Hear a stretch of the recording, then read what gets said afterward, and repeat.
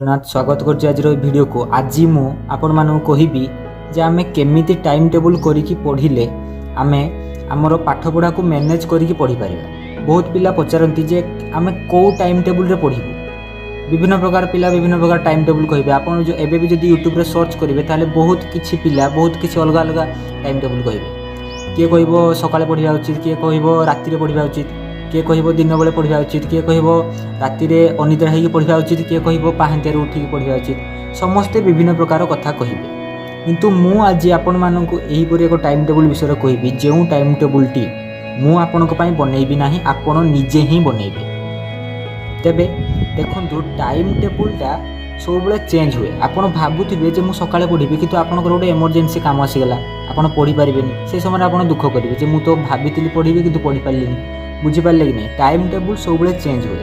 जेहेतु आम ए घरे भी अच्छे आमर केते भी गोटे जगार फिक्स हो पारुनी। से गोटे कथा मन रखु, टाइम टेबल एमती करूँ जमीक आपण निजे निजर सुविधा अनुसार ताकू फॉलो करि पारुथिबे एवं जदि भी करि न पारिले तबे आपण चेंज करि पारुथिबे। बुझिपारे से टाइम टेबलटा सब बेले निज सुविधा अनुसार करबा उचित।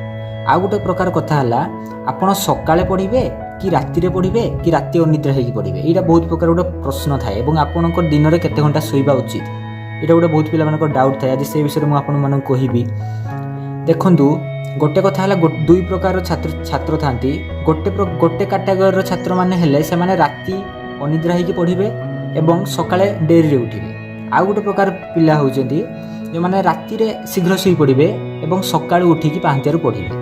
दुई प्रकार पिला थांती। जो माने भी राति रे लेट जाए पढ़ती तापर उठती लेट रे, से माने गोटे प्रकार पिला जो कैटेगरी रे से माने राति रे तांकर पढ़िबार सक्षमता थाए। आपन को चूज करबा पड़िबा आपण को कैटेगरी रे हेब। किंतु आपनकर गोटे कथा मन रखिबा उचित जे सबु समय रे आपण गोटे दिन रे मिनिमम 7 रु 6 घंटा निद रहिबा आवश्यक। 8 घंटा शुइले भी किसी असुविधा नहीं, किंतु आपन जदि 6 रु 7 घंटा कम शोचंती ताले आपनकर ब्रेन पई फंक्शनिंग पई असुविधा सृष्टि हो। केमिति देखंतु, आपन केवल पढ़ीदेले हेबो नहीं, निज मन को रेस्ट भी देबा दरकार। आपन जहाँ पढ़ुचंती ताकू मन रखिया पई जो कामटा हुए सेही कामटा राति रे आम मुंड करे। आमर ब्रेन आमर मस्तिष्क राति रे आम जेतेबा सुए सेही समय आपन जहाँ भी पढ़ी ताकू से मन रखिबा कार्य करे।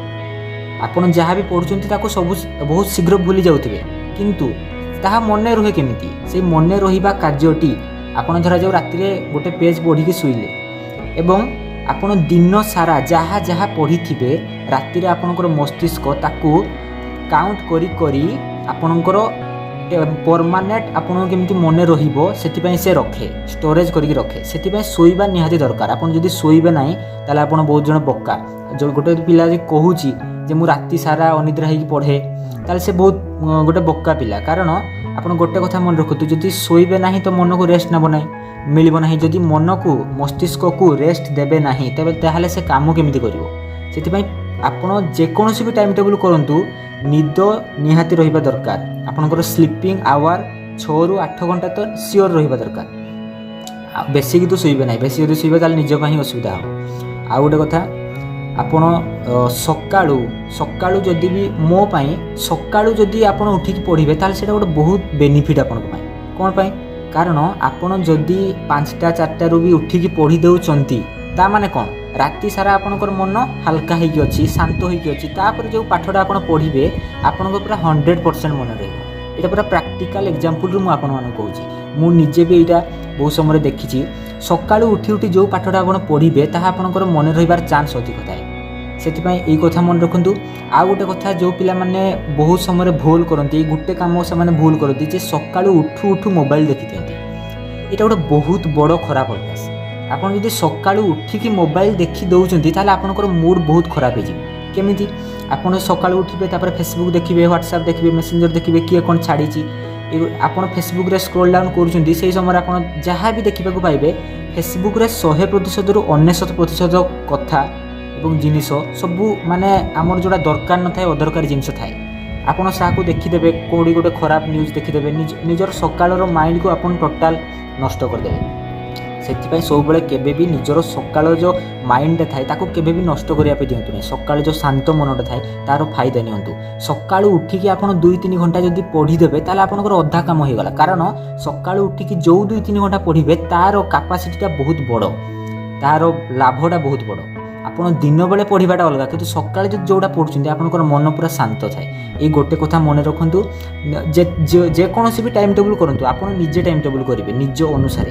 से गोटे कथा मन रखु, सकाळे निजर टाइम टेबुल करूँ एवं राति भी आप पढ़ुं भल, किंतु शोइबा उपर प्राधान्य दिंतु। आप जिते शोइबे 6-7 घंटा मिनिमम से शोइबा जदि आप शुचंती ताहले आपनकर माइंड को रेस्ट नेब। जदि आप निज माइंड को रेस्ट दौरान ताहले निज माइंड को जदि आप भल जिनस दौरान ताहले सी आपनको मध्य भल फल देव।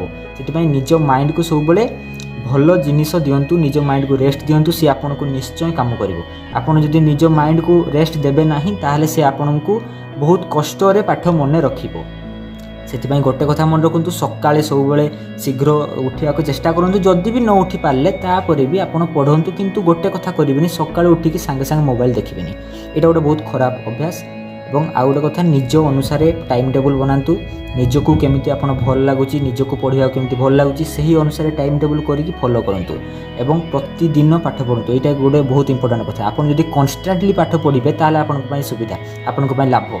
जो पिलाटी प्रतिदिन टिके टिके ही पढ़ु थाए सी ही सक्सेसफुल हुए।